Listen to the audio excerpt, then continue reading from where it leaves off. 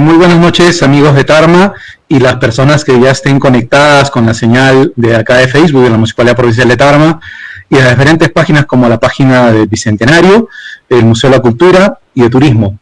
Para nosotros es una noche de gala, ya que tenemos la presencia de dos tarmeños, el licenciado Luis Villegas Ortega, arqueólogo, y la doctora Carmen Arellano, ella también de raíces tarmeñas y con familia que sabemos que aún conserva en nuestra provincia. Para nosotros es un honor esta noche.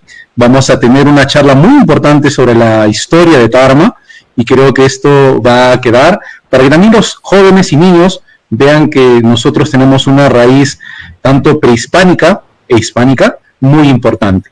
Quiero brindar el saludo en nombre de la Municipalidad Provincial de Tarma, de la Comisión Bicentenario y de la Comisión de Historia del Bicentenario de Tarma. Bien, voy a pasar la palabra a nuestro amigo Luis Villegas para que pueda hacer la presentación correspondiente. Muchas gracias, Eric. Doctora Carmen Arellano, muy buenas noches amigos de Tarma, de Junín, amigos que han esperado esta charla. Para mí es un gusto tener a la doctora Carmen Arellano por fin aquí en este espacio que nos permite conocer un poco más sobre nuestra historia. Amigo, tú que nos estás escuchando, comparte este enlace con tus amigos del colegio, comparte este enlace con tus amigos de promoción. Todos los tarmeños tienen la obligación de escuchar a la doctora. Y al finalizar la ponencia me van a dar seguramente la razón. Quiero presentar a la doctora Carmen Arellano Hoffman. Ella estudió historia en la Universidad Católica del Perú y obtuvo el doctorado en antropología cultural en la Universidad de Bonn en 1987. Ha trabajado como asistente curador en el Lieblingsmuseum Stuttgart de Alemania. Fue además docente de la Universidad Católica de Aachen, también en Alemania, y curadora de la National Museum and American Institute del Smithsonian. Fue directora del Museo Nacional de Arqueología, Antropología e Historia del Perú desde el 2009. Es miembro vitalicio de la Academia Nacional de Historia y directora de la Revista Histórica que publica esa institución. En su carrera profesional se ha abocado a las investigaciones históricas sobre la Sierra Central peruana, a los estudios sobre los sistemas de anotación andinos, como el quipu, y la cosmovisión indígena. Ha realizado trabajos de campo, tanto arqueológicos como antropológicos, en el Perú, México, Guatemala, Chile y Brasil. Ha consultado importantes archivos históricos y tiene varias publicaciones sobre temas referentes principalmente a la etnohistoria en la Sierra Central y sistema de anotaciones andinas. Algunas de sus publicaciones se pueden descargar en la página web de academia.edu. Para mayor información sobre su currículum vitae y lista de publicaciones, puede visitar academiahistoria.org.p. Esta noche, la doctora Carmen Arellano nos presentará una ponencia titulada Tarma en el siglo XVI, Uncario, Conquista y Colonia. En la conferencia, ella presentará un pequeño recuento histórico de lo que hoy se conoce como la provincia de Tarma. Se hablará de la época incaica y de la colonial. En esta última se indicará cortamente el devenir de la reducción y el corregimiento del Tarma a la constitución de la intendencia. Muy buenas noches, doctora Carmen. Adelante. Muy buenas noches, Luis. Muchas gracias por la presentación. Muchas gracias a todos ustedes, al señor Agreda, director del Museo de la Municipalidad, a Rudy, por esta invitación y por estas palabras calurosas de bienvenida. estoy muy gustosa de poder hablar a mis paisanos tarmeños y poder hablar al público en general y contar algo sobre la historia de Tarma. Debo comenzar que la verdad que la historia del Perú es una historia, o la historiografía, mejor dicho, en el Perú siempre ha estado enfocada en el poder central, en este caso en Lima. O conocemos para la época preincaica, por ejemplo, en el Cusco, los incas, etcétera, pero no se ha visto las historias locales. Y esto lo vemos ahora para el problema del Bicentenario también, cuál es el rol que jugó Tarma durante la independencia. Entonces, cuando yo comencé a estudiar, debo agradecer a mi profesor José Antonio de Busto Duturburu. Yo hice bachillerato primero en la Católica y después me fui al exterior a Alemania a terminar mis estudios allí. Y una de las cosas que yo escuchaba de niña y de joven también era que cuando uno preguntaba sobre los orígenes, las cuestiones históricas, todo era suposiciones. Nadie sabía, por cierto, quiénes eran los Tarma o los Tarama, y se hablaba de los Taruma también. Se hablaba de un montón de cosas que parecían más leyendas construidas, una forma de explicar, de poder explicar algo que se desconocía por completo. Entonces, bueno, así es como me aboqué. Mi tesis doctoral fue eso. Me conseguí una beca, me fui a Perú y también me fui a España y empecé a investigar en los diversos archivos y a buscar información sobre Tarma. Los encontré incluso en el Tarma mismo, en los archivos parroquiales principalmente. Entonces yo creo que podemos entrar ahora a la presentación. Sí, adelante, doctor. A ver si me acuerdo exactamente. Está perfecto. Okay. Perfecto. ¿Está bien? Sí, hay que darle, agrandar la pantalla, la presentación. Ah, ya, ok. Y adelante, doctor. Ya. Entonces, Tarma a través de la historia. Este es prácticamente un compendio de diversos trabajos, no solamente de mi tesis doctoral, que ya mientras tanto ya es un poco anticuado y hay mucho por renovar. Obviamente cuanto más información tengo cambia y la visión e interpretación de la historia que escribí hace el año 87. Y esto, lo que les voy a contar ahora sobre la situación de ¿existe un grupo Tarma o no?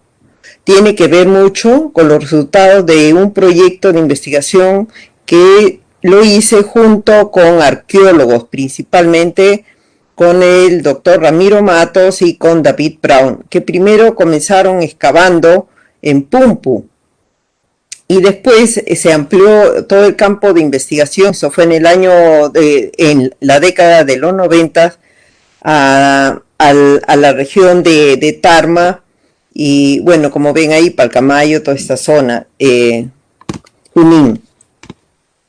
Bueno, lo más interesante que encontramos y que confirmaba prácticamente lo que había encontrado en la documentación es que no existía realmente un grupo étnico que se llamara Tarma, sino como ven aquí en el mapa, hay que le llaman los arqueólogos el estilo San Blas.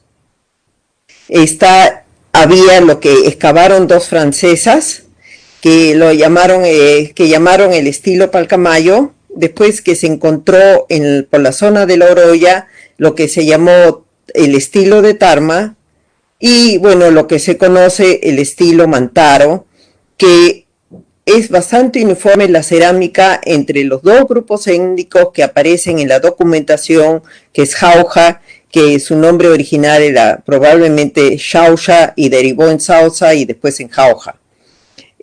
Por la forma como se escribía, porque la primera forma con que escriben es con X. Y X, esto también me hace a mí entrar un poco también en la historia de la lingüística, un poco como lo hemos aprendido, es que el español del siglo XVI, cuando los españoles llegaron, la pronunciación era ligeramente distinta y se acercaba más a cómo pronuncian hoy día los portugueses, a cómo hoy día estamos acostumbrados. A través de la influencia de árabe, el acento en el español fue cambiando. Fue tanto el cambio que ya en el siglo XVIII tuvo que haber una reforma ortográfica porque la gente ya no pronunciaba de la forma como lo hacía en el siglo XVI. Entonces, esto trajo a colación que la ortografía fue cambiando. Entonces, cuando los españoles escriben con X, ellos están queriendo decir que es un sonido tipo SH, más suave que una CH, que es duro, como Yarush, por ejemplo, aquí, Shausha. Entonces, cuando Jauja originalmente siempre se escribe con X, o sea, debe haberse pronunciado antes Shausha. Y después cambió Sausa y, como les dije, Jauja. Hoy día decimos Jauja. Bueno, el estilo de cerámica entonces de Mantaro es uniforme, pero sabemos por la documentación que hay dos grupos étnicos grandes, que es el grupo de Jauja y el grupo Huanca que conocemos. En el medio se encontraba un grupo Mi'kmaq que trajeron los incas también, igual que con los de Tarma, que eran los Cañari. Y que, bueno, pero ahí no entra, ese es otro tema. Entonces, ¿qué pasa cuando... ¿cómo hago para pasar? Bueno, aquí tienen un poco el estilo Tarma. Este es ya un estilo inca. Y estos son los estilos locales que se encuentran. Este también es inca. Y este también probablemente sea inca. Lo tres es esto. ¿Qué pasa entonces con estos tres grupos? Son anexados después por los incas. Sabemos que la primera conquista, bueno, según las crónicas, es de los incas y ellos es bajo Pachacute que llega y él funda Tarma. Él es el que construye Tarma. Ahora, Tarma en sí era un grupo, digamos una provincia artificial, pero no era grande suficiente. Las provincias incas se llamaban antes Guamani. Y los guamanis debían de tener mínimo 40.000 unidades domésticas, aproximadamente unos 200.000 habitantes. Tarma en total tenía máximo 6.000 unidades domésticas. Esto quiere decir que Tarma tenía que estar unidos a otros grupos étnicos de la región para considerarse una provincia inca que es el Guamani.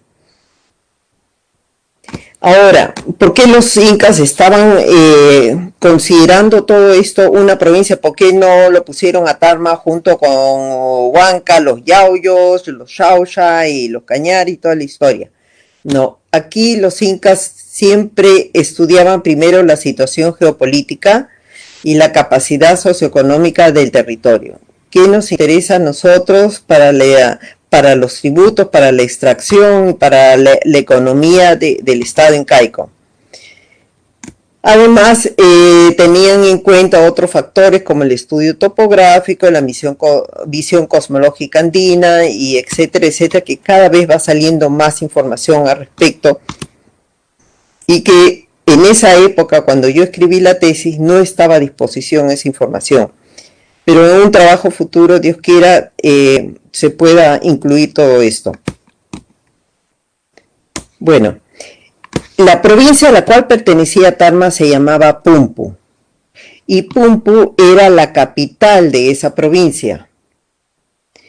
Y aquí les digo, probablemente era el nombre de la planicie que está ubicado en el altiplano de Chinchaycocha, que hoy conocemos como Junín.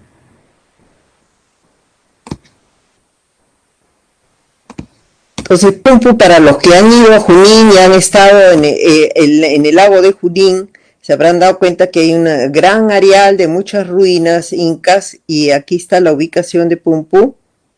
Entonces, toda esta zona pueden ver lo inmenso que era todo este territorio del Huamani. Ahora, estos Huamanis a su vez estaban relacionados a un centro mucho más grande, que es lo que en las crónicas se refieren como los segundos Cuscos. O sea, habían centros que tenían la conformación de la capital incaica Cusco, y por eso se llamaban segundos Cusco. Estos segundos Cuscos, partiendo del Cusco mismo, es Vilcabamba en Ayacucho, después viene Huánuco, después viene Cajamarca, después viene Tumepampa, que es hoy día Cuenca en Ecuador, y el último segundo Cusco era Quito. Como se darán cuenta, todititas estos nombres son hoy día ciudades. O sea, la demarcación inca sirvió de base para la demarcación colonial y después la demarcación republicana. Huánuco, la ubicación de Huanukopampa fue cambiada ligeramente para el este porque como estaba a 3.800 metros, los españoles la consideraban muy alto, entonces lo bajaron. Pero ahí tienen una idea más o menos. Entonces, todo el Huamani de Pumpo tributaba a Huanukopampa. Y de Huanukopampa una parte se quedaba ahí en las inmensas cantidades de colcas que estaban ahí y otra parte iba para Cusco. Aquí hay una vista aérea, casi aérea, de una parte del asentamiento de Pumpu, que es enorme y es un sitio muy, muy bello, muy lindo. Bueno, ¿qué otros grupos étnicos pertenecían a este Huamani? Vemos además de los Tarma, estaban los Atapillos o Atavillos, que incluye la zona de Canta. Esta zona era importantísimo porque aquí se cultivaba coca. Parece mentira, pero en esa época era mucho más frío, llovía más aquí en los Andes occidentales, y se cultivaba coca. Todavía tenemos la publicación de un famoso litigio de la gente de Canta contra otros que ya no me acuerdo cuál era esta, que están peleándose por unas chacras de coca o chacras, como les decía, chacras de coca que había en esta región. Bueno.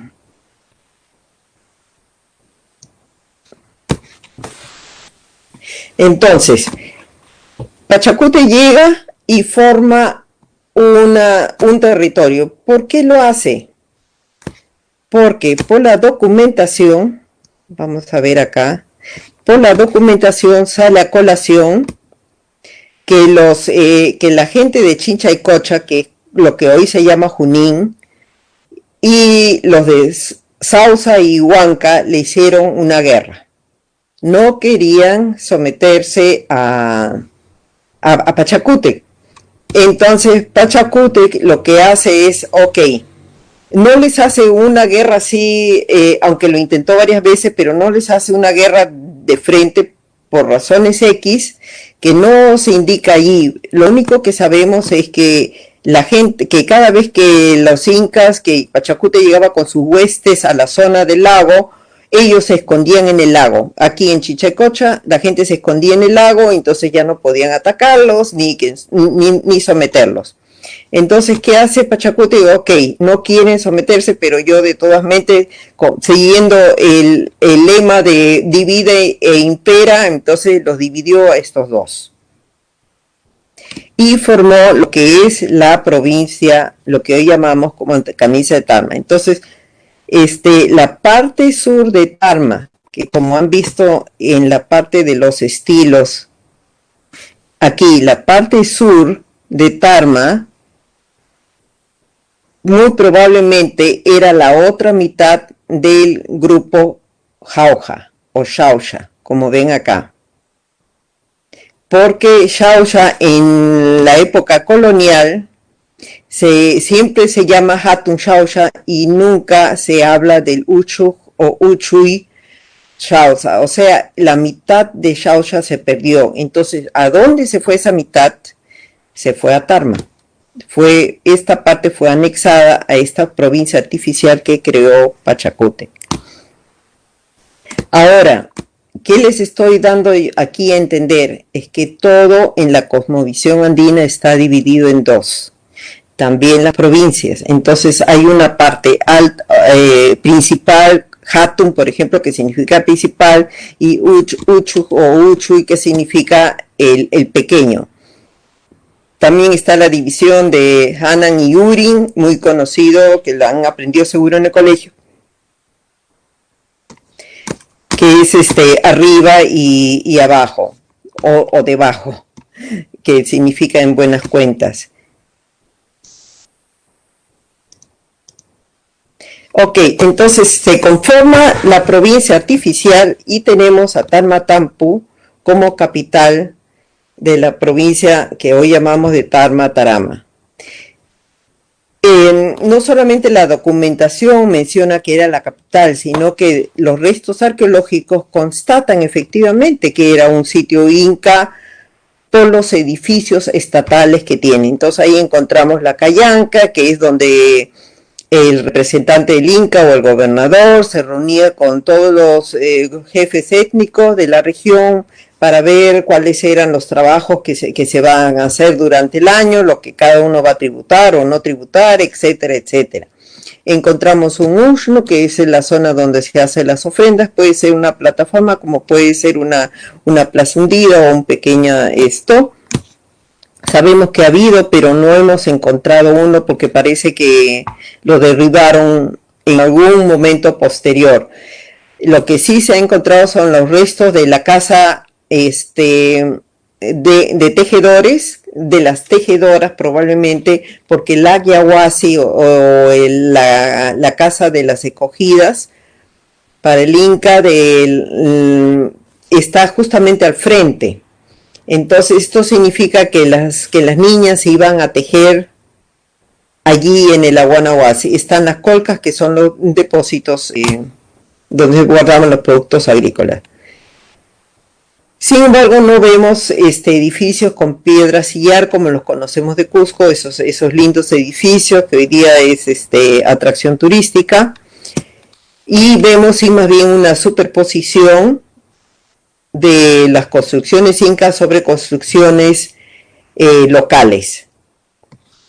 Otros sitios incas es Chancha, Leticia, Pucatampu, que está en camino a la Oroya, y Cochas, que es realmente una pequeña construcción muy pequeña, que probablemente haya sido un chaquihuasi o una cosa así aunado al camino inca. Aquí hay unas fotos, estas son las famosas colcas, aquí hay aquí está Tarmatambo, lo que conocen, una parte de una casa de Tarmatambo que espero que todavía exista, y todo el Aguanahuasi y todos los restos que hemos encontrado de pigmentos, incluso las argollas de donde colgaban los telares, los caigua para hacer los tejidos. Y aquí tenemos, ahí están las argollas, e invitamos a varios tejedores de la zona para que nos demostraran. Eso podría haber servido esto y perfectamente todo, o sea, los colorantes, los restos arqueológicos que se encontraron, los pigmentos, todo concordaba con lo que se iba encontrando en las excavaciones, en las exploraciones y excavaciones arqueológicas. Ahora, la conexión con Chacamarca. La Pampa de Junín es importante. ¿Por qué? Porque los textiles tenían una connotación de valor, de dinero, más que el oro y la plata. Entonces, cuando se pagaba a la gente, se pagaba con tejidos. Entonces, el tejido era lo que más se demoraba, cualquier tejedor todavía hoy día lo puede hacer, es lo que más se demora en fabricarlos. Entonces, para ellos tener acceso a la pampa de Junín era muy importante, aparte que sabemos por la documentación que había grandes cantidades de ganado, de llamas, vicuña, bueno, de camélidos, o sea, llamas, alpacas y vicuñas y guanacos. Yo todavía he visto recuas, grandes manadas de guanaco. Cuando se subía de Lima para Tarma, se veía en las alturas todavía bastante guanaco, pero hoy día desaparecido. Y toda esta zona era de gran producción lanal, que era oro para todos los andinos, porque los textiles siempre han sido muy preciados. Entonces, Chacamarca, la capital inca de la región de Chinchaycocha de Junín, está al sur de toda la planicie. O sea, ellos siempre cuidaban los recursos de los cuales ellos iban a vivir. No es como ahora que se funda una ciudad en medio del valle y la ciudad se expande y se come todos los campos agrícolas, y después, y el Perú teniendo un terreno bien accidentado, cada vez nos estamos comiendo los terrenos de donde sale nuestra comida. Pero en cambio para ellos no, desde antaño, porque esto sería ya desde la época Chavín, hay una planificación urbana. Ellos no ocupaban las zonas agrícolas porque eran muy preciadas. Obviamente de ahí salía la comida y lo que servía para la producción de otros recursos económicos valiosos. Bueno, estos son diversas. Aquí ven algo de los ganados, de los camélidos en la zona de Junín. Y también súper interesante, a diferencia de cómo hacen las carreteras ahora, el Japacñán, el camino inca, no corta el territorio, sino va por un margen del territorio de Chinchaycocha. Ahora, Guaratambo, que es la capital de los Yacha, es la otra parte más al norte del Huamani, y donde está verdaderamente una ciudad inca al estilo como lo conocemos de Cusco. Aquí no hay superposición, sino está construido Guaratambo al lado de Astupampa, que era la capital del grupo de los Yacha. Tenemos baños incas, presencia de edificios sillar, etcétera, etcétera. Es un poco para que sepan toda la relación que ha habido. Aquí el camino inca, y todavía tuvimos la suerte que justo pasaba una recua de llamas por ahí. Aquí parte del camino inca que lleva para la zona. Y entonces, ¿qué vemos? Que hay diferentes tipos de asentamientos. ¿Y qué nos está diciendo esta diferencia acerca de la integración de los grupos al imperio inca? Ya, los resultados parten no solo de la combinación de las fuentes documentales, sino también lo que encontramos en las excavaciones. Uno, ya vimos que los incas respetaban mucho los recursos económicos de cada zona. Entonces vemos que la planificación estaba siempre a los márgenes. En las altoplanicies, súper interesados en la cría extensa de camélidos, pero lo que sí tenemos, lo que no hay en la zona de esto, pero que sí hay en Quechua, son las zonas Quechua, o sea, las altitudes que están comprendidas entre los 2.500 y los 3.500 metros de altura, que era la zona típica y por excelencia agrícola. Y esto todo tenía tarma. Además, ¿por qué Tarma era importante para ellos? Por su acceso a la ceja de selva. O sea, tenemos al norte un lago con grandes recursos acuáticos, con grandes recursos para el cultivo, para la cría extensa de los camélidos, y tenemos las zonas quechuas bastante amplias de Tarma, con su acceso a la ceja de selva, que todavía lo vemos que es primordial porque alimenta Lima. Entonces aquí tenemos otra vez Chinchaycocha y Tarma, la complementación de los altos, las alturas y los pisos más bajos. Ahora, desde la época inca, Tarma entonces pasa a ser un grupo bastante importante, porque como fue una creación artificial por Pachacuti para controlar a los Chinchaycocha y a los Sausa y los Huanca, entonces, aunque Tarma no haya sido políticamente la capital de Huamani como lo fue esto, sí se ve en las crónicas, especialmente en el Pachacuti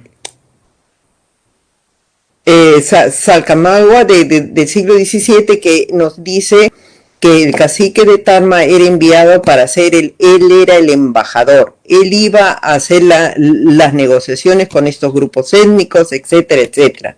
Súper interesante. Tanto se menciona al cacique de Tarma que tengo la sospecha que a la vez que era cacique de Tarma era también el curaca o jefe o el gobernador de Tarma, pero que vivía en Tarma. Perdón, de la provincia de Pumpu, pero que vivía en Tarma. No sé, es una suposición mía, probablemente no sea así, pero era interesante que era enviado por todas partes. Entonces, esto explica por qué en la colonia Tarma fue importante y cuando se forma la intendencia, Tarma es la capital otra vez. O sea, cuando se forma el corregimiento de Tarma, Tarma pasa a ser la capital, y cuando se forma la intendencia, Tarma es también la capital de esa intendencia, que es enorme, tan grande como fue el Huamani en su época inca.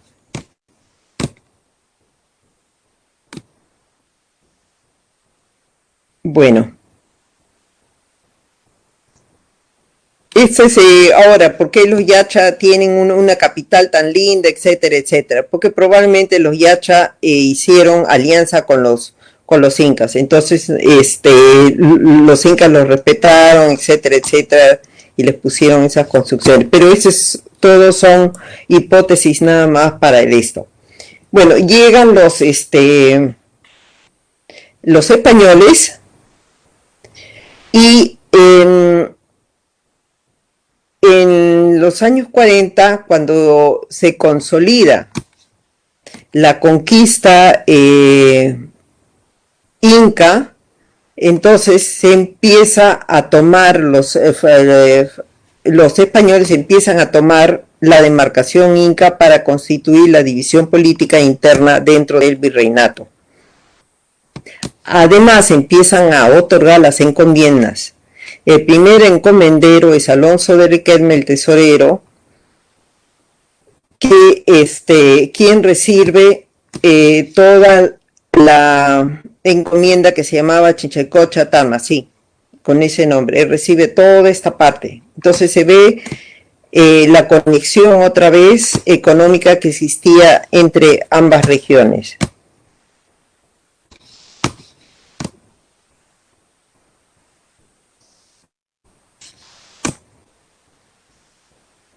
Me olvidé de contarles que una cosa también muy importante es que cuando Pachacútec llega y divide y forma la provincia de Tarma, la provincia de Tarma es dividida dualmente en dos, como siempre, siguiendo la tradición Hanan y Lurin. Entonces, la parte sur de Tarma es Hanan, o sea, la Oroya, lo que es Coyana, Callao, toda esta zona, es porque la parte sur está mirando para Cusco, mientras la parte norte, donde está Cobamba y qué sé yo, esa pertenece a Lurin Tarma.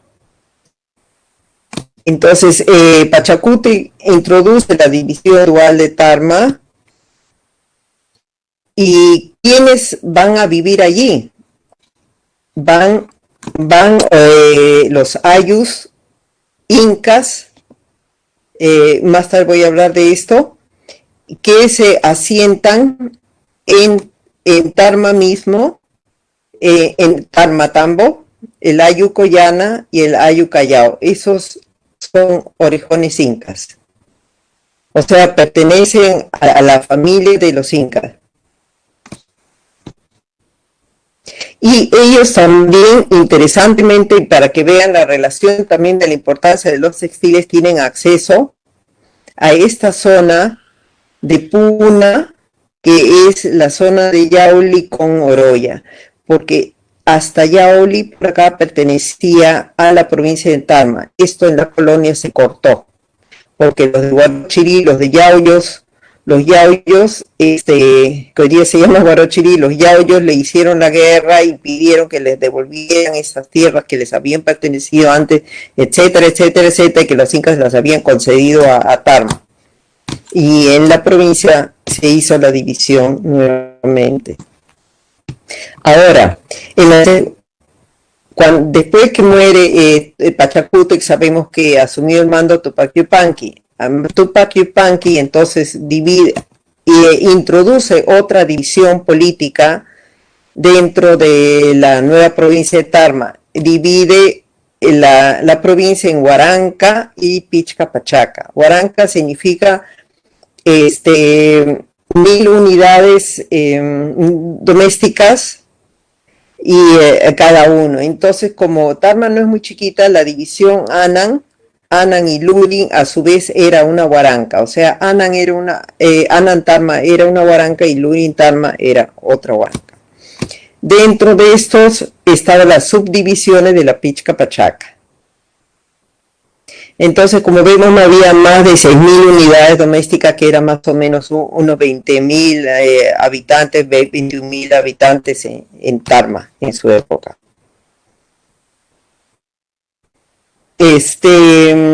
Dice que los tameños originales que vivían acá, que no sabemos cómo se autodenominaban, fueron deportados hacia Copacabana, que sabemos que es en Puno, en el lago Titicaca, Parinacocha, Rucanas, como Mitmaj. Y a su vez vienen estos incas y vienen otros grupos, los yaros, que de por ahí también son reasentados en la zona.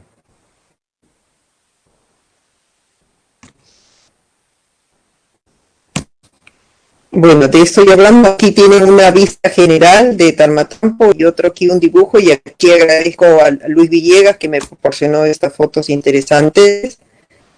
Y aquí esta es una vista de las edificaciones incas en Chancho. Bueno, ahora quiero hablarles del nombre Tarma. Todo el mundo dice los Tarma, habla de los Tarma y de los Taruma y todo eso. Yo lo he escuchado eso desde pequeño. Bueno, para mí fue una gran sorpresa encontrar que no había grupo Tarma. Sencillamente que todo esto fue creado, este nombre le fue dado probablemente recién en 1534, que es cuando pasan las huestes españolas por el camino Inca, cruzando Tarma, bajando para Cusco. Entonces, ¿qué pasa? En ese momento el cacique de Tarma se llamaba Tarma Táprac. Y la mayoría de las veces es que las provincias adoptan los nombres, las provincias no adoptan, la verdad es que los españoles les dan esos nombres a la provincia porque así se llamaba el Curaca, no porque la provincia misma se hubiese llamado así, ni porque los grupos que vivían ahí se autodefinieran como tal. Entonces ahí tenemos una primera incógnita de saber cómo se llamaba ese pequeño grupo antes, cuando fue formado por Pachacútec. Ahora, la gente, este mismo nombre, Tarma, Táprac, es de origen cusqueño. Yo estuve buscando, no es quechua. Y existe el nombre, no como nombre en aymar, pero no da ningún sentido. Entonces, lo único que puedo sugerir aquí, y que lo voy a investigar con el famoso lingüista Cerrón Palomino, es que el Tarma Táprac probablemente sea un nombre puquina, porque hoy día sabemos que los incas que venían de la zona del altiplano sur del lago Titicaca, ellos originariamente hablaban puquina. Y los nombres, ahora sabemos que Tupac y Yupanqui y todos estos nombres son puquina. Entonces, esto sería otra razón más que reforzaría el asunto de que aquí estábamos regidos por incas directos. Encontré un solo dato, que Alonso Tarma Yupanqui era miembro de Araraca, o sea, el nombre Tarma estaba asociado a Araraca, Ayucusco, Cayán, de linaje. Entonces, Tarma se puede definir como una agrupación de ayllus cuyo vínculo común está centrado alrededor de este curaca con este nombre y sus relaciones jerárquicas con los demás curacas de los diversos ayllus. Entonces, lo que no sé y por qué razón y quién inventó todo esto es cómo Tarma o Tarama, la palabra Tarama se deriva de la forma como se pronuncia en el quechua local de centro andino. Y entonces ellos no dicen Tarma, sino decían Tarama. Entonces por eso es que aparece este término constantemente en la documentación. Pero cuando se va más al sur, los que hablan el quechua sureño dicen Tarma. Pero ahora, ¿cómo en el siglo XX Tarama se convierte en Taruma? Eso no lo sé. Bueno, aquí tenemos un poco lo que encontré. Ustedes saben, el Cusco estaba dividido a su vez en 4 grandes provincias: el Chinchaysuyo, el Antisuyo, el Collasuyo y el Cuntisuyo. En la gran provincia de Chinchaysuyo estaba regido por estas panacas: la panaca de Tupac Yupanqui Guayus, que pertenecía al Capacayur, la panaca de Pachacutica Yupanqui de Hatunayu, por la panaca de Inca Roca, que pertenecía al Huicaquirao, el Ayarcachi y Ayaruchu, que son los padres fundadores del Imperio Incaico, los 4 hermanos que llegan y fundan el Cusco y toda la historia. Y aquí encontramos que Araraca Ayu, de donde sale el nombre Tarma, pertenece al linaje de Ayaruchu, o sea, de uno de los fundadores del Imperio Incaico. Y esto explica por qué también a la hora en que cuando llegan los españoles y comienza la gran rebelión de Manco Inca, y se acuerdan del sitio que hace Manco Inca Lima, y que en 1538, entonces Manco Inca recluta gente aquí a Tarma. Tarma inmediatamente, cualquier cosa que tenía que ver con la resistencia hacia los españoles, Tarma inmediatamente respondió a favor de los incas. Y era por esta relación muy estrecha que había de la élite aquí muy grande, Coyane Callao, de origen incaico cusqueño. Bueno, entonces llegan,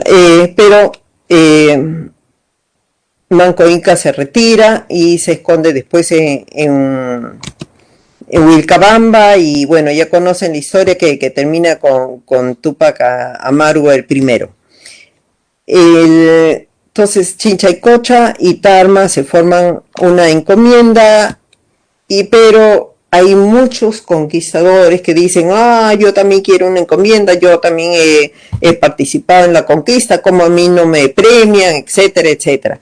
Entonces, esa gran encomienda de Tarma Chinchaycocha se divide otra vez en 2, y solamente Tarma, como era relativamente pequeño el territorio, se le otorga a Lorenzo de Estupiñán y Figueroa, cuyos descendientes lo van a mantener hasta el siglo XVIII. Como ven, todos estos datos están en el Archivo General de Indias, en Sevilla, además en Lima y el Consejo Provincial.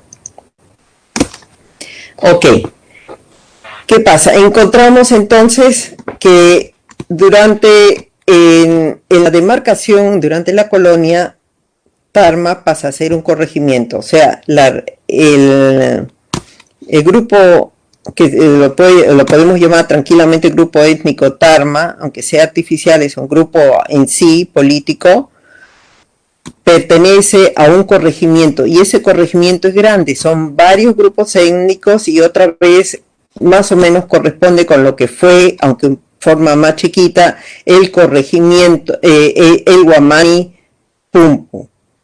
Y este corregimiento, igualito que en la época de los incas, que esta Huamani Pumpu pertenecía o dependía de Huánuco, también aquí el corregimiento de Tarma pertenece a la ciudad real de los caballeros de Huánuco, que fue fundado en 1539. Entonces se mantienen ahí, ven otra vez cómo nuestra demarcación hasta el presente en realidad tiene mucho que ver con la demarcación inca. Bueno, después vemos las doctrinas de India. Entonces, para también clarificar un poco, las doctrinas de India, que así se llamaban, fueron creadas entre 1551 y 1583. Fue un proceso lento. Tarma a su vez se dividió en dos doctrinas, otra vez siguiendo lo de Anand y Uri o las Guaranjas.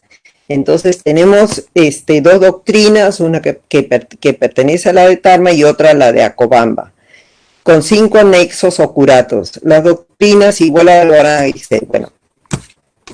Las 12 Pichapachacas se formaron en 4 curatos, y aquí está la lista para los que quieren leerlas. Entonces, después de la formación de las doctrinas viene la famosa reforma, la primera reforma administrativa española fuerte, que se llama la reducción de indios y la fundación de Tarma o Pampa. Esto sucedió bajo el virrey Toledo entre los años 1570 y 1573. Y quien iban nombrando a los españoles que lo iban a hacer cada uno en su región.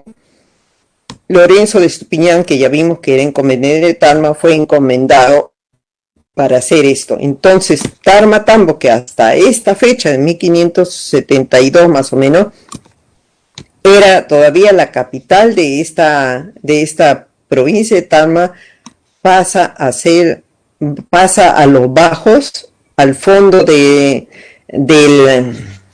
valle, y se funda como pueblo de indios Santa Ana de Tarma. En la jerarquía de asentamientos humanos dentro de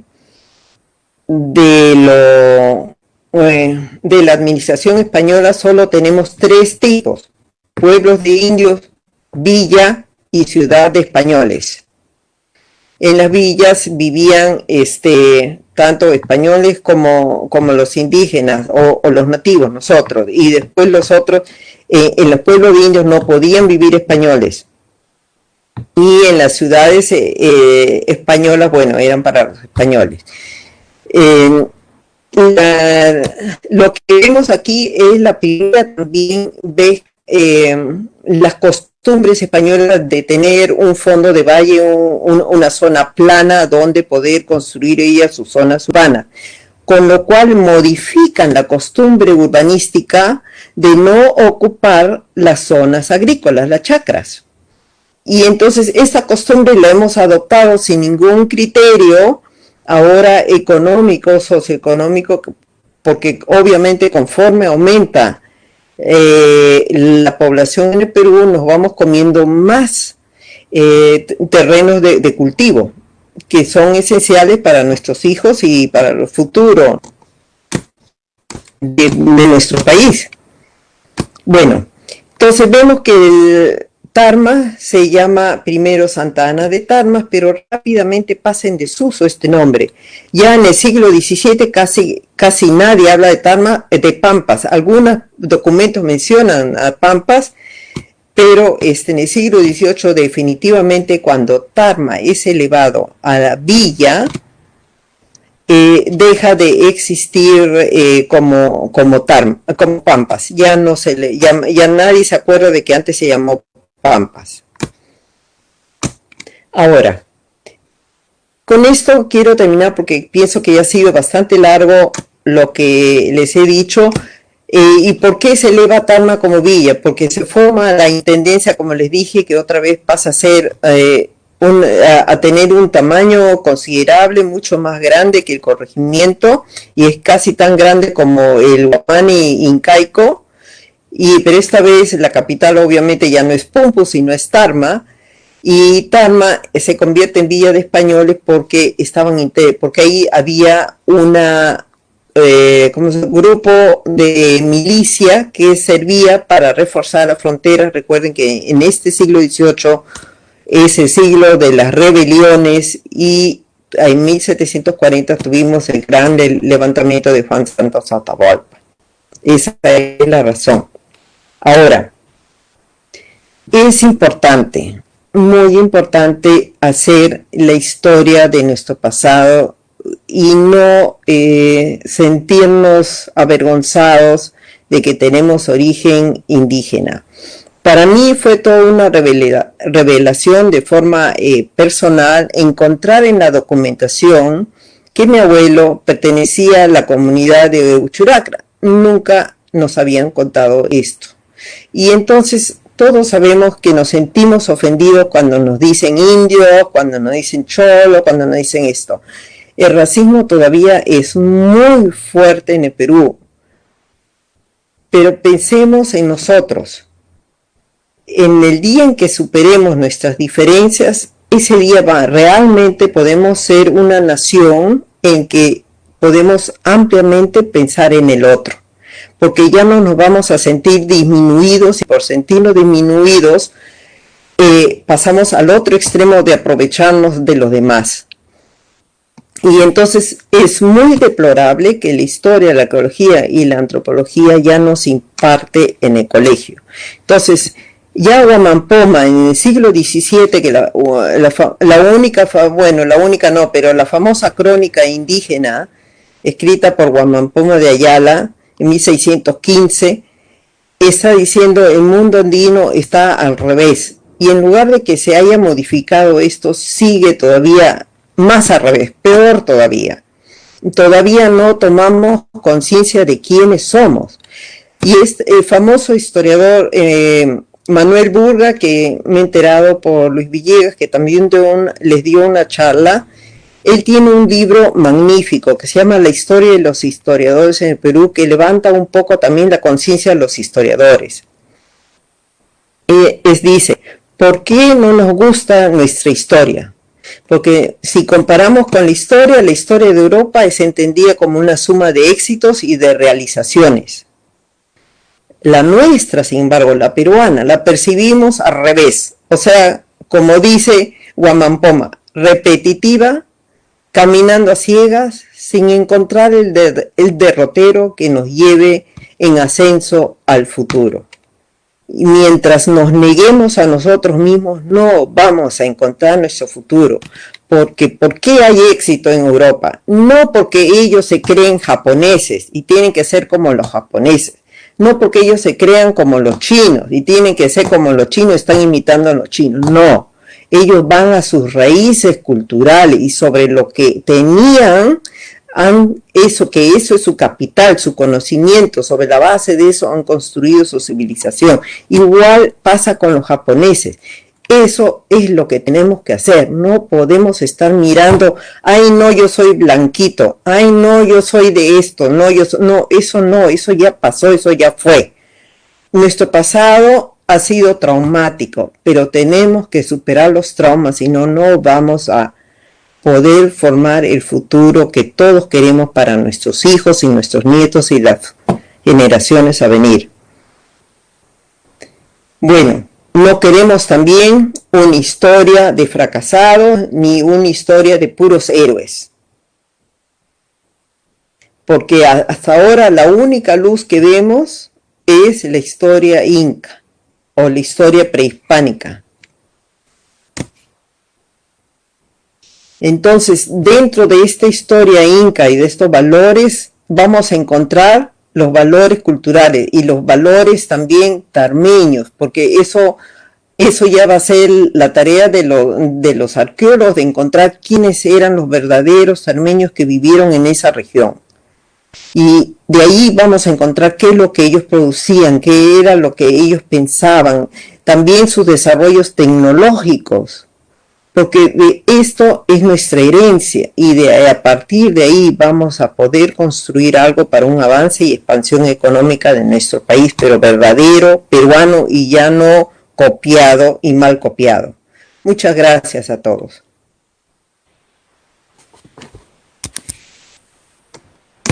Muchas gracias, doctora. Realmente estoy muy satisfecho, muy feliz por tu charla. Eric, ¿estás por ahí?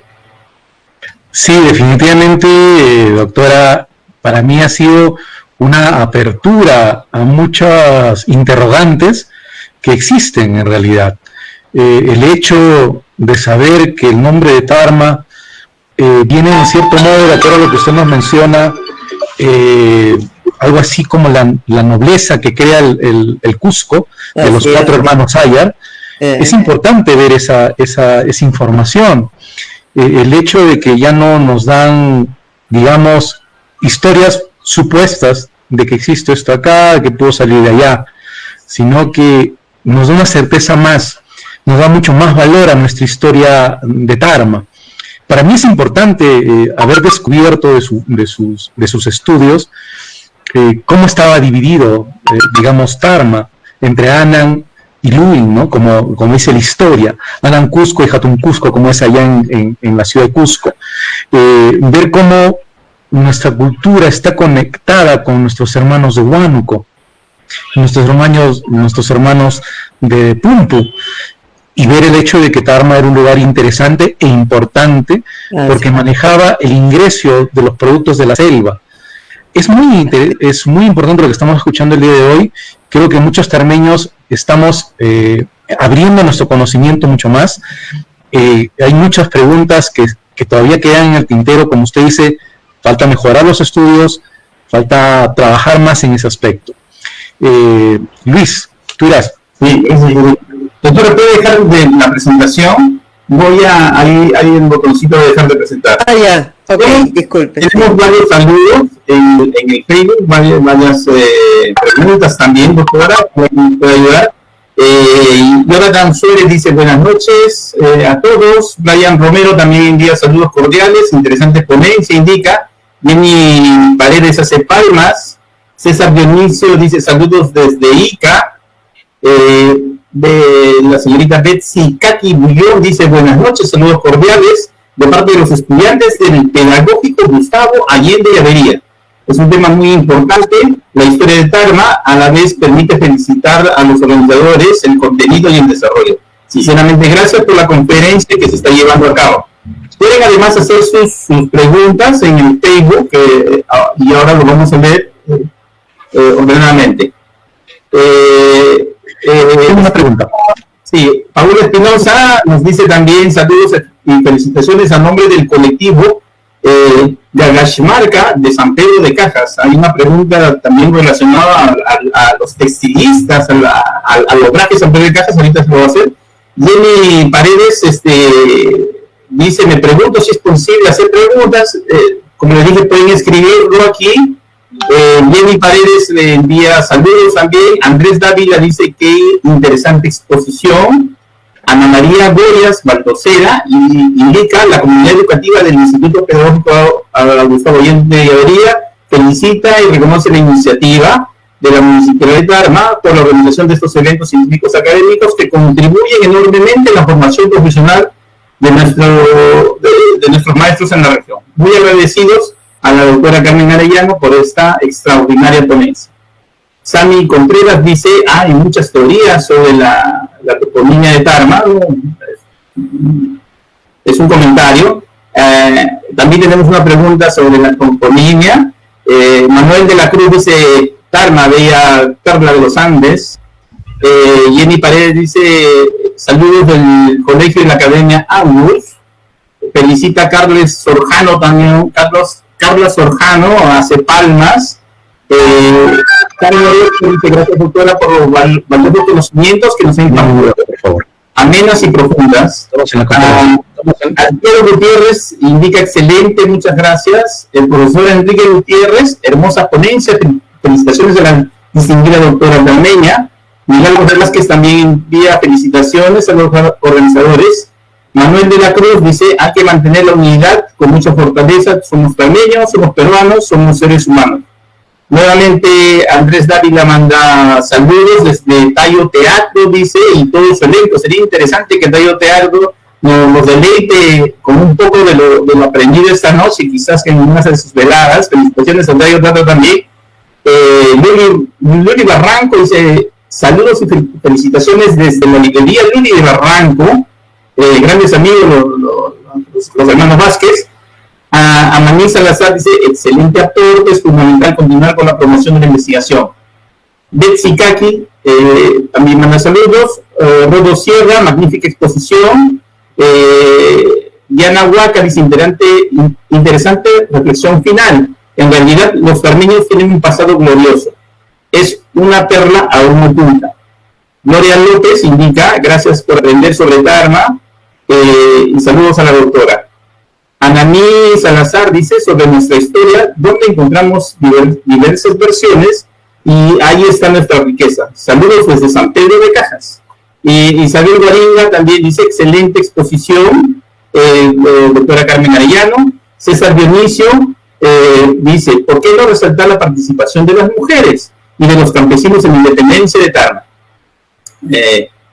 Está tocando el problema. Noemí también manda felicitaciones, de Yayo Vázquez también felicitaciones por la exposición, enriquece la historia de Tarma. Carmen Barrios también indica saludos desde Acobamba. Sigan con las ponencias magistrales y siguen llegando los saludos. Vamos a avanzar con algunas preguntas que me parecen interesantes. Está claro entonces, doctora, que el nombre de la etnia en la época incaica era Tarama, ¿correcto? Y no es Taruma. Esa es una pregunta que siempre se hace en Tarma, ¿no? Y como usted dice, ¿de dónde cree usted que ha salido esta expresión Taruma? Sí, bueno, definitivamente Taruma parece ser bien antiguo, ese término probablemente acuñado en el siglo XIX o a principios del siglo XX. No me he dedicado a ver la literatura, por ejemplo, de Binrich y todos estos literatos de esa época. Es una investigación por hacerse, pero definitivamente no tiene nada que ver con la colonia. En ningún documento, en ningún momento aparece la palabra Taruma. Eso es nuevo. Lo que sí aparece es Tarama, pero Tarama es, como ya expliqué, una derivación local del quechua centroandino. O sea, la forma del quechua de acá, de Tarma, que es Tarma, Ancash, Huánuco, toda esa zona que es el quechua 1, ellos no pronuncian como el sureño, como el quechua sureño. Entonces mientras el quechua sureño dice, por ejemplo, chacra, en el centro se llama chácara, y eso se va a ver en toda la documentación, consecuentemente chácara. Igualmente pasa con Tarma. A veces dicen Tarma, a veces dicen Tarama. Tarma, Tarama, son los dos términos que siempre aparecen. Justo acá tenemos una pregunta de Espinosa Paul. Dice, doctora Carmen, ¿podría hablarnos sobre el papel que jugaban los Mi'kmaq de San Pedro de Cajas en la historia de Tarma? Uy, esa pregunta es bien interesante, sí. Había dos salinas muy importantes en la zona de Chinchacocha, que era San Blas y San Pedro de Cacas. San Pedro de Cacas por caja, que significa rocas. Y parece que siempre ha sido una zona de archipiélago. De todas maneras, bajo la época de los incas y bajo Tupac Yupanqui lo convierte en una zona de que todo el mundo puede tener acceso a eso, porque la sal es muy importante para la alimentación. y en todas las culturas y en la antigüedad la sal era lo que se llamaba el oro blanco, porque el cuerpo humano para funcionar necesita minerales, y esos minerales están aunados en aleación a la sal. O sea, la sal verdadera, pura, pura no, en roca, como la sal de mar que conocemos, la que sale la que es ganada del océano, tiene poco cloruro de sodio. Y entonces, en cambio, tiene un montón de minerales. La sal marina tiene yodo, tiene ¿cómo se llama? Cobre que necesitamos para el cerebro, magnesio, manganeso, cualquier cantidad. Y si no tenemos esos minerales en el cuerpo humano, no funcionamos, y es bueno para el cerebro también. O sea, necesitamos la sal, pero no la sal refinada, que es puro cloruro sodio, sino la sal de roca, la verdadera, que tiene todos estos minerales. Eso está comprobado químicamente. El cloruro sodio es bajo en una sal natural. No es alto. En cambio, la sal procesada, la que tiene un montón de cloruro de sodio, es la que produce la presión alta, además. Por eso el doctor le dice no coma sal, pero debería decir no coma la sal procesada, debe comer la sal natural. Bueno, y como digo, eso los antiguos lo sabían, porque todo lo que es hierbas, las cosas que es bueno para el cuerpo humano, lo saben los chamanes y los curanderos. Eso lo van descubriendo hoy día otra vez, redescubriendo, ¿no? La medicina natural, y aprovecho para referir 2 libros muy importantes que han salido de justamente su colega Luis Villegas, Elmo León. Elmo León tiene 2 libros, uno que se llama 14.000 años de alimentación en el Perú, que es fabuloso porque él busca, es como una enciclopedia donde está la información no solamente médica, sino para qué sirve, las propiedades de la planta, cuándo fue la primera vez que se excavó esta planta, en qué contexto y qué sé yo, y sus usos. Y este libro se agotó, fue publicado por la Universidad San Martín de Porres, y ahorita ha salido y va a ser la presentación del libro, o ya fue, creo, de 3 tomos de las plantas medicinales peruanas, también desde el punto de vista arqueológico, y bueno, de todo lo que él ha podido compilar, también de la medicina moderna, pero de la tradicional, ¿no? Sí. Es fabuloso. Sí. Acá estamos viendo, a ver, discúlpeme, le interrumpo. Hay una pregunta de la profesora Ana María Goyas. Dice, ¿entonces existió una cultura tarama o taruma propia de este valle de Tarma? Y si fue así, ¿qué características tuvo y cuáles fueron sus aportes? ¿Cuál sería el legado que dejaron? Esa es una muy buena pregunta, y es para desarrollarlo para los investigadores que vienen después de nosotros, porque obviamente en cualquier cosa artificial, así como nosotros peruanos, también somos una nación artificial, porque no existían peruanos hace 500 años. Lo que existían eran grupos étnicos. Lo que hace la gente es identificarse con un territorio y crear un sentimiento de colectividad.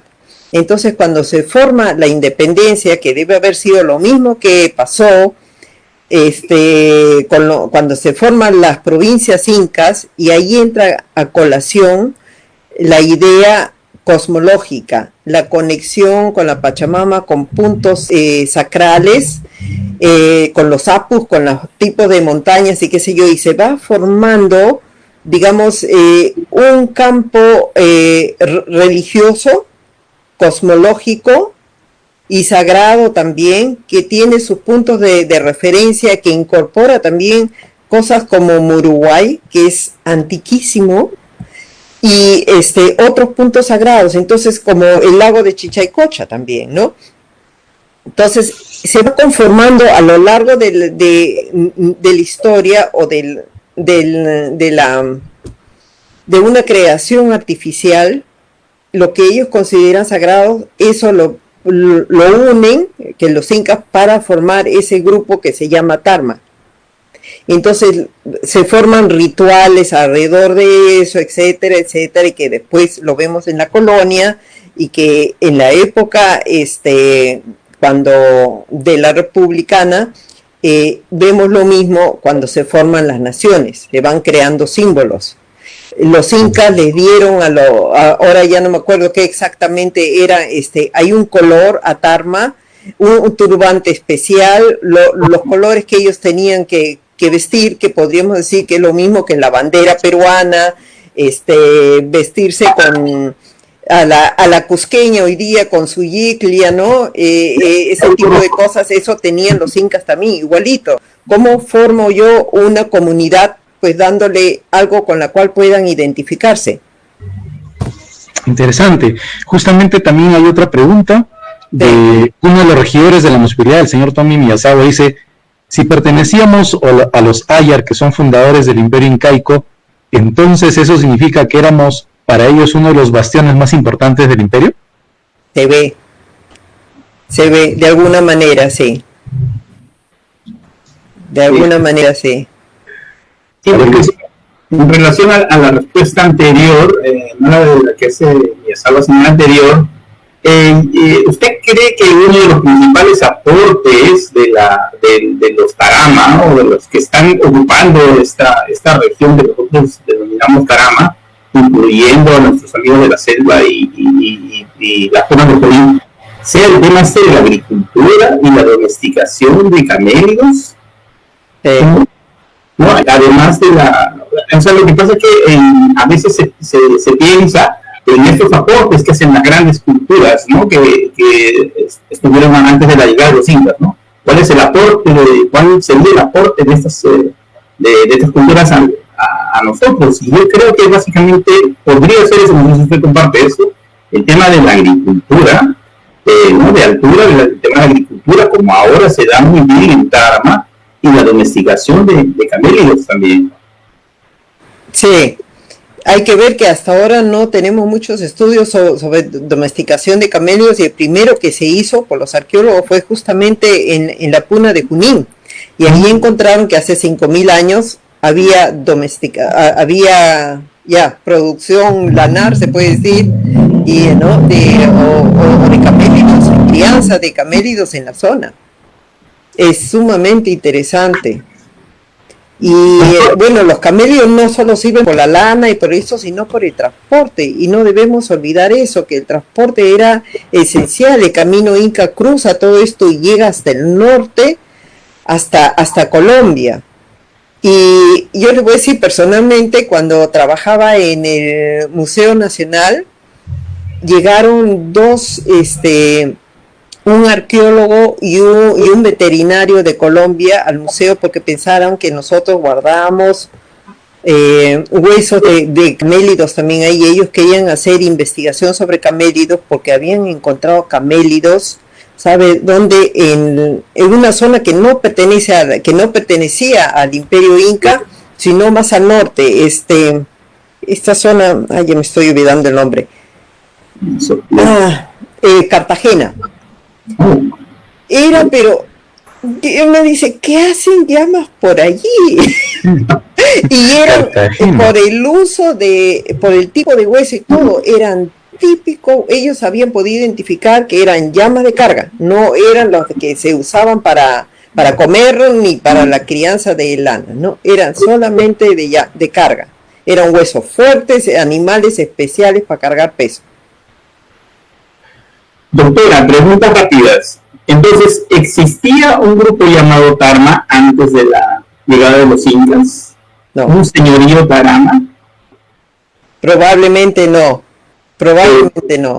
Lo que debe haber habido es, o sea, lo que encontré en la documentación, que los Oroya dice que ellos eran inmemorables, antiguos, no tienen nombre y tampoco se llamaban Oroya. Lo que no he podido encontrar es que si ellos eran los Yauli, ¿ya? Probablemente. Pero tienen un estilo, habría que ver, ahí entran otra vez los arqueólogos para que estudien la cerámica de allí que han encontrado y que ahora le llaman estilo Tarma, pero no sé si tienen que ver con el estilo Yauli. Eso sería uno. Y después, lo que sí se encontró es que Palcamayo es una zona bien especial y parece estar unido a lo de la sal. Pero Tupac Yupanqui abre las salinas y permite que muchos grupos étnicos tengan acceso a las salinas y sus representantes. Ahí es como las salinas de Caca se convierte como un archipiélago donde un montón de grupos étnicos tienen ahí sus representantes que van sacando, sus miembros que van sacando la sal para ellos y lo llevan a sus grupos respectivos, incluyendo también a los selváticos, porque no hay sal en Amazonas.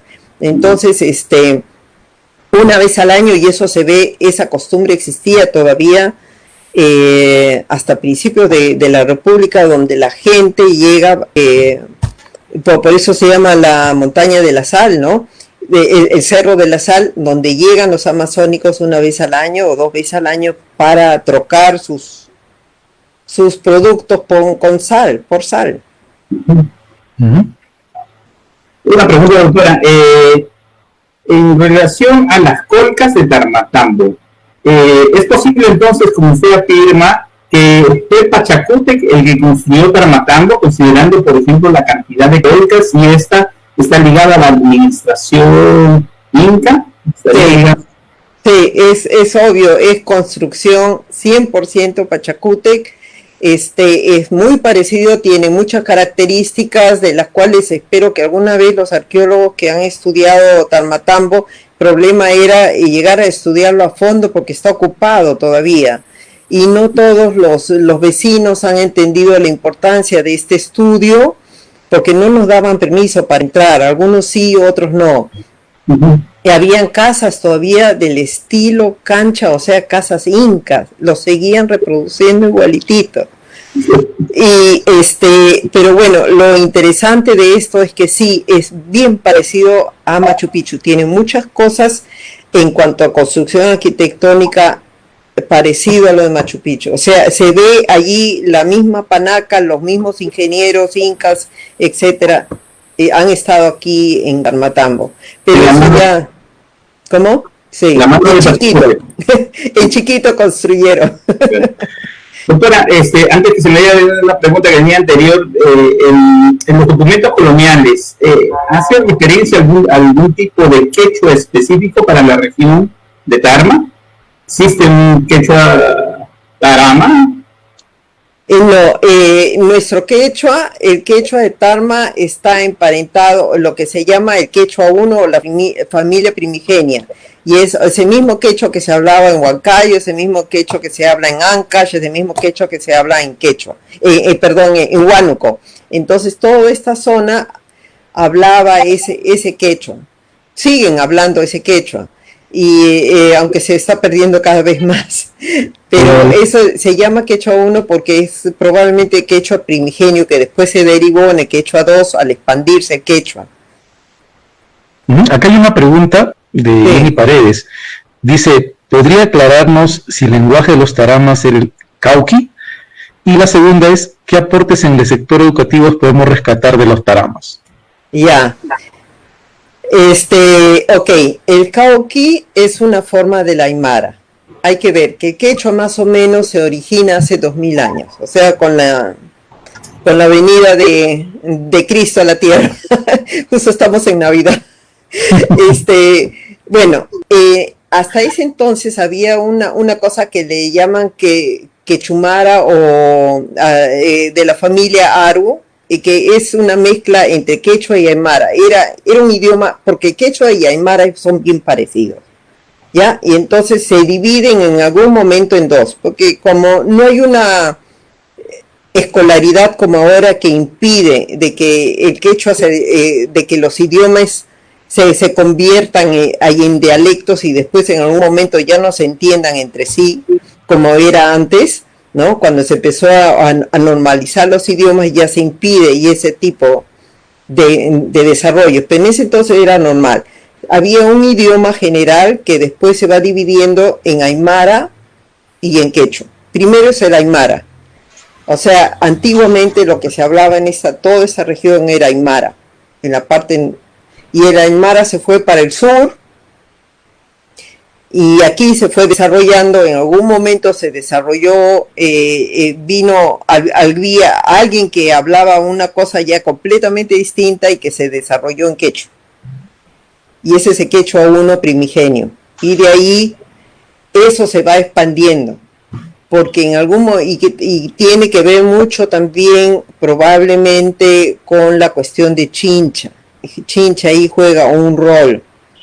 Aunque también esa zona hablaba aymara, pero en algún momento, no sé por qué, ahí adoptaron el quechua, y como los chinchas eran grandes comerciantes, ellos convirtieron prácticamente quechua a una lengua franca. Entonces cuando llegan los incas, ellos están hablando puquina, adoptan el aymara, porque en esa zona de Cusco todavía hablaban bastante aymara, no había entrado esto, pero cuando hacen la alianza con los chincha hablaban quechua. Entonces, y los chincha, al curaca de Chincha, que era un señor que iba en sus andas de oro como el inca, ¿no? Era como el Bill Gates de hoy, ¿no? El señor de Chincha dicen los españoles en las crónicas, 10.000 balsas de comercio, que una de ellas es la que vio pues el barco de los españoles cuando estaban bajando desde Panamá buscando el imperio de los incas, se tropiezan con una de esas balsas, y entonces dice que tenía 10.000 de eso. Él pues hacía comercio, sabe Dios, de Santiago de Chile hasta arriba, hasta sabe Dios dónde, ¿no? Era poderoso y riquísimo. Entonces expandió el quechua pues en toda la zona de los Andes, y se sigue expandiendo hasta el Cauqui. Es una antigua reminiscencia del aymara, es un dialecto del aymara, de lo que antes se hablaba, antes de que llegara el quechua. Interesante. Profesora, considerando la tesis de la complementariedad ecológica, ¿cuál fue el papel de los asentamientos de ceja y selva durante la ocupación incaica de la zona? ¿Cuál usted cree que fue determinante la ocupación de los incas en esta ceja de selva? La Merced, por ejemplo, Cerro La Sal, que mencionó, o Huitoc. Sí, Huitoc es inca, definitivamente. Y bien interesante, porque tiene que ver, otra vez, Mancoacapa pertenecía a la panaca de Pachacuti, o sea, ya vimos todo ese conjunto. Cuando ellos construyen Huicasmamán, que hay un libro súper interesante, aquí que acaba de salir el año pasado, que se llama Bajo el cielo de Choquequirao. Choquequirao es uno de los sitios incas que pertenecía a esta zona misteriosa, que no fue conquistado por los españoles, que no se sometió, y a donde se refugia Manco Inca, ¿ya? Entonces, Choquequirao pertenece a Huaycasmamán junto con Machu Picchu y con otros sitios, pero la capital se llama Huiticos, ¿ya? Que es Huitco, es una contracción de Huiticos. Ahí vemos otra vez cómo que depende esto. ¿Por qué llaman a Huitcos Huiticos? Es bien interesante. Pero tiene una relación con el agua, y el agua juega un rol importantísimo. Debe haber sido un sitio sagrado muy importante en la antigüedad, por eso es que lo nombran así. Bueno, bien interesante también los nombres que eligen los incas, esas relaciones que ellos tienen, que tienen que ver también con su panaca. Entonces, por eso hay que estudiar la cosmología. Cuando entendamos qué significa eso, vamos a saber por qué nombraron Huitco a lo que es San Ramón, bueno, que está cerca de San Ramón, ¿no? Doctor, con muchos vecinos, nuestros amigos, nuestros hermanos de Jauja y Huancayo, siempre se ha mencionado el tema de la fundación de Tarma, ¿no? En la fecha, los primeros españoles que llegan al valle de Tarma, ¿fundan Tarma? No, Los españoles no tenían tiempo para fundar nada, ellos tenían que primero cuidar sus espaldas de que no lo asesinen por ahí, que no les ataquen, ¿no? Y segundo, la preocupación primera de ellas era asegurarse el reino inca. Y no tenían que estar con eso. Después que se aseguraron Cusco, se dieron cuenta que no podían, a diferencia de México, que la capital del Virreinato de México lo hicieron sobre la misma capital del reino azteca, se dieron cuenta que no les funcionaba esto porque ellos querían el acceso al mar y que las montañas, los Andes eran demasiado altos para transportar un montón de cosas por las montañas, porque obviamente se dieron cuenta que la carreta no funcionaba. Porque eso que dice que nosotros éramos primitivos porque no conocíamos la rueda, ni la hierro, ni nada, los españoles se encontraban con el mismo problema que nuestros antiguos ancestros, no había rueda porque no había nada plano, ¿ya? Y si había algo plano como en la costa, estaban los arenales y se quedaban ahí hundidos. Entonces por eso el transporte era por el mar. Cuando llegaban, bajaban en Piura y de Piura tomaban, o se iban a pie, ¿no? O iban el caleteo, pues. Iban por caleteo, bajando hasta a esto, y así se hacía todo el transporte, caleteo, hasta Santiago de Chile. Ya, eso, y ese caleteo se ha hecho hasta ahora entrando en la República. Hasta en el siglo XX todavía había el transporte así por barco. Interesante. Sí, de verdad es muy interesante. Claro, hasta que se construye la Panamericana, entonces ya no había problema de que se quedaban atascados en la arena. Sí, más bien tengo una pregunta que me viene a la mente después de todo lo que hemos estado escuchando, ¿no? Mucho se escucha de la Villa Santana de la Ribera de Tarma, ese nombre. Sí. Pero de acuerdo a lo que hemos estado oyendo el día de hoy, digamos que Santana antes era Santana de Pampas. Sí, Santana. Y posterior, hacia 1784, recién se conoce como 86. La Villa de Santana. Sí, 84. Sí, exactamente, así es. Entonces, claro, muchos hablan que los dominicos, justamente usted ahora nos ha despejado más la duda, el tema de las fundaciones, ¿no?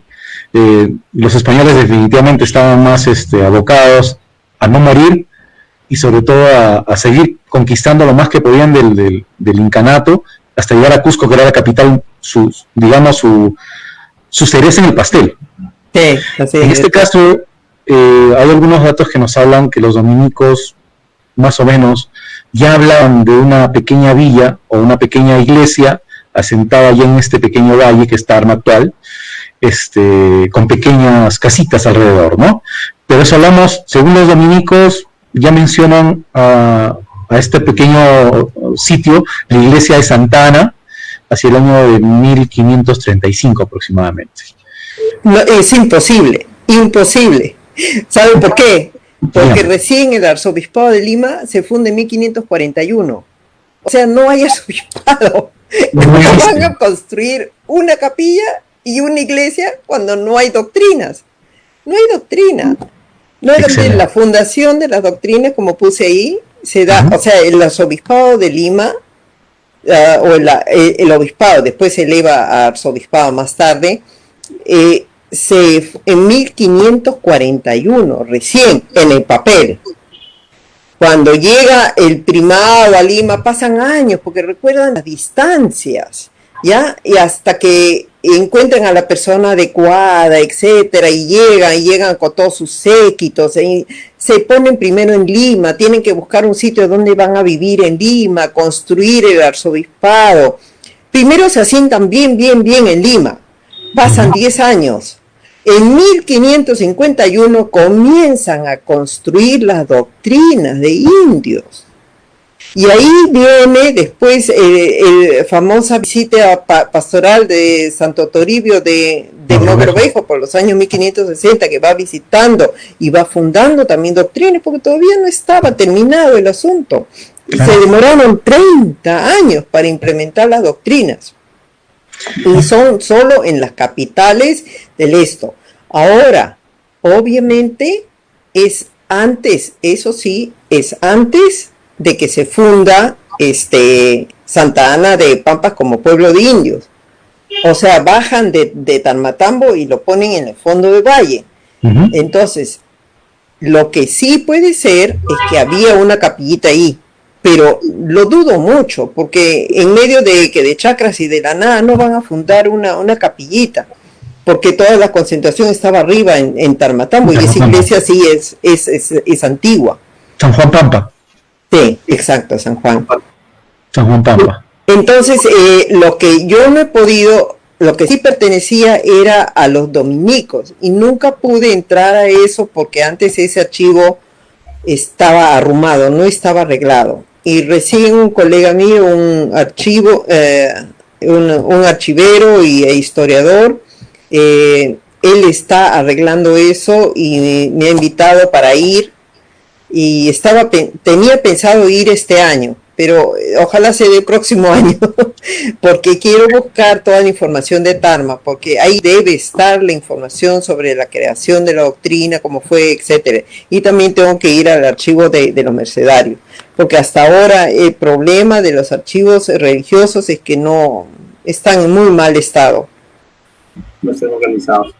Después aquí vamos a seguir leyendo. En el Facebook tenemos a Manuel de la Cruz. Dice: parte de esta magnífica exposición la emitiremos por Radio Exitosa Tarma. Felicidades a nuestra amiga, la doctora Carmen Arellano. Muchas gracias por tan importante aporte a nuestra historia. Igual, el regidor Tony Miyazawa indica: felicitaciones, doctora, excelente ponencia. Mercedes indica: saludos y felicitaciones, doctora Carmen Arellano, por esta magnífica conferencia desde la ciudad de Panamá, Comité Patriótico del Bicentenario en el Perú, Panamá. La profesora Ana Goyes indica: muchas gracias por la respuesta de su momento. Jenny Paredes dice: quiere hacer dos preguntas. Quiere que se le aclare, si es posible, el lenguaje de los parámetros serenados, que él lo leyó, ¿no? Gracias. Correcto. Bueno, hay varias preguntas todavía. ¿Tú tienes alguna a la mano? Sí, acá dice Espinosa Paul, menciona: doctora, buenas noches, en la época reducciones toleranas, San Pedro de Cajas fue reducción de Ana de Figueroa, o fue reducción del Conde de Lagunas, Junín, porque San Pedro de Cajas territorialmente se encuentra al medio de estos dos grupos étnicos. Sí, sí, ahora y en la época de los incas, sí. No me particularmente, no tengo en mente cuándo fue constituido curato, San Pedro de Cacas. Tendría que mirarlo, pero ya, en el siglo XVIII se fundan nuevos pueblos. La población de Tarma había aumentado bastante, y la disgregación, o sea, el grupo étnico en sí, político, unido por curaca, se va desmembrando. La gente ya no reconoce al curaca principal, y el curaca principal no quiere saber tampoco ya nada del gobierno de Tarma. Él está muy endeudado y prácticamente se desliga de todo esto. Los grupos étnicos empiezan a desbandarse y a desmembrarse por completo. También crece a raíz de la villa, de la creación de la villa de Tarma, también crece la población mestiza y española, y ellos obviamente no entran a pertenecer a los diversos ayllus, sino que les empiezan o a comprar sus tierras o a usurpar sus tierras o lo que sea. Y entonces se van constituyendo cada vez más fundos, más haciendas, más cosas. Entonces los ayllus ya no tienen la cohesión de antes, sino empiezan a atomizarse. En el siglo XVIII se ve eso grandemente, y con lo que vemos ahora, pues no, son todos pequeños grupitos nada más de esto. Y ahora, de la creación quién fue, eso sí no lo podría decir. Específicamente no tengo los datos. Perfecto. Hay otra pregunta de Joel Rojas. Dice, buenas noches, doctora Carmen. Hablando de los mitmas, ¿salieron de Caguas, Cachipuquio? ¿Los Cachimayoc fueron traídos desde Cusco o fueron zonas circunvecinales? Cada grupo étnico, los Chinchecocha tenían sus propios, ¿cómo se llama? Los que producían la sal. Cachicamayo, que eso, que no me salía.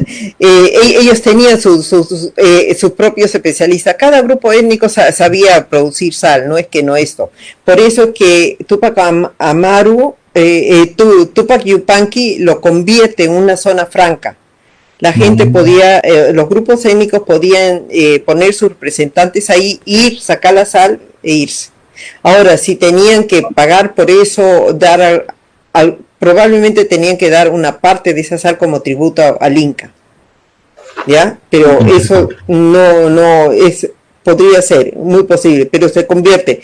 Todos pueden sacar sal, no es una cosa indispensable, pero son los cachicamayos que están ahí, sí, obviamente, están ahí, y algunos seguro permanentemente, otros no, se rotaban, dependiendo de qué tan lejos están. Excelente. Eso también.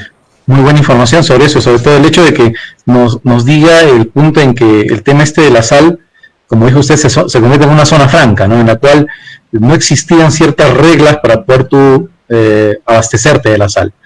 Eso es bueno saber, porque a veces uno por ahí escucha, como usted menciona, a veces el por ahí uno escucha y dice, no, que esta zona era como una zona de pago de tributos, pero que en realidad, como usted nos ha mencionado ahora, es como una zona franca de libre comercio, digamos así.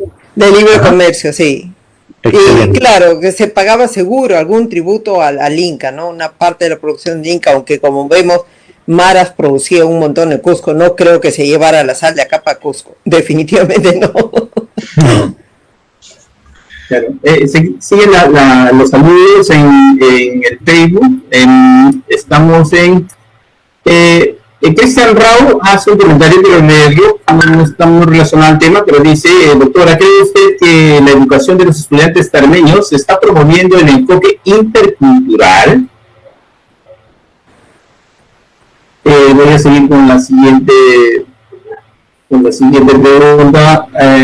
Jenny Paredes dice, ya se contestó eso, ¿no? Disculpe, doctora, ¿cómo era el sistema educativo de los Taramas? ¿Y qué aportes nos dejaron? Dice Jenny Paredes. Bueno, nuevamente más felicitaciones de Gloria López. Yo creo que estos son todas las preguntas que tenemos en el Facebook. Eric. Sí, hemos visto que ha sido una exposición con mucha atención de personas, como he visto, no solamente de Tarma. Creo que para nosotros esta abertura al tema cultural nos da esa herramienta que el Internet, digamos que gracias a la pandemia, como usted dijo en un primer momento, ¿no? De todo lo negativo hay que sacar algo positivo. Creo que nos acercamos más, y el hecho de que usted, doctora Carmen, esté cercana a nosotros por esta conferencia con la gente de Tarma y con la gente fuera de nuestras fronteras tarmeñas, nos da a entender que estas lecciones de historia y sobre todo aclarando puntos importantes, para nosotros nos vislumbra un futuro mucho mejor, en el hecho de que esperemos tenerla nuevamente para una charla. Para mí es un placer, muchas gracias. Claro que gracias por la invitación. Listo, irás. Maravillosos anfitriones, sí. Sí, muchas gracias, doctora. Ha sido como para mí un placer tenerlos. Esta es la cuarta oportunidad que nos juntamos con expositores de su talla. Esperamos, como dice Eric, seguir teniéndola. Tenemos, quizás como me comentaba, hay un tema más. Este tema seguramente se va a comentar porque hay mucha información interesantísima que usted ha expuesto, que están sustentadas en base a sus investigaciones, como dice, para poder decir el papel, la tesis que usted tiene. Seguramente la municipalidad o los agentes que están relacionados van a querer leerla también, y quizás va a ser un compromiso, la voy a incomodar en eso, ¿no? Para tener de alguna manera algún documento escrito de esto. Está agotada, lamentablemente está agotada. Sí. Pero sí, quisiera volverla a publicar, pero obviamente ya muchas cosas están pasadas y tengo que actualizarlas. Sí, doctor. Entonces, muchas gracias nuevamente. Sus palabras finales ha cerrado usted su ponencia con una reflexión muy interesante. A mí me ha dejado pensando y seguramente a muchos vecinos también, ¿no? Hay que sentirnos orgullosos de lo que somos. Hay que sentirnos orgullosos y para sentirnos orgullosos hay que conocerlo, ¿no? Así como la arqueología, la historia, el conocimiento de ello es importante para que crezca nuestra identidad. Sus palabras finales, doctora, y Eric seguramente va a dar la finalización. Conmigo, muchas gracias. Gracias también, gracias a todos los oyentes. Sí, doctora, quiero agradecerle a nombre de la Municipalidad Provincial de Tarma, la Comisión Bicentenario y la Comisión de Historia del Bicentenario de Tarma por habernos dado este espacio en su tiempo y ayudarnos mucho más en el conocimiento de nuestra tierra. Quiero agradecerle nuevamente y esperamos muy pronto tenerla en estas charlas que nos van a ayudar mucho, sobre todo a los profesores de historia, que tenemos un pedagógico, el cual creo que les va a ayudar bastante, y a nosotros a reforzar los conocimientos que en realidad nos está abriendo todo un espacio. Muchas gracias, doctora, y ¿qué más le puedo decir? La esperamos pronto. Muchas gracias a todos ustedes. Hasta pronto. Gracias, doctora. Gracias también, Duli. Gracias a todos. Buenas noches. Buenas noches. Buenas noches.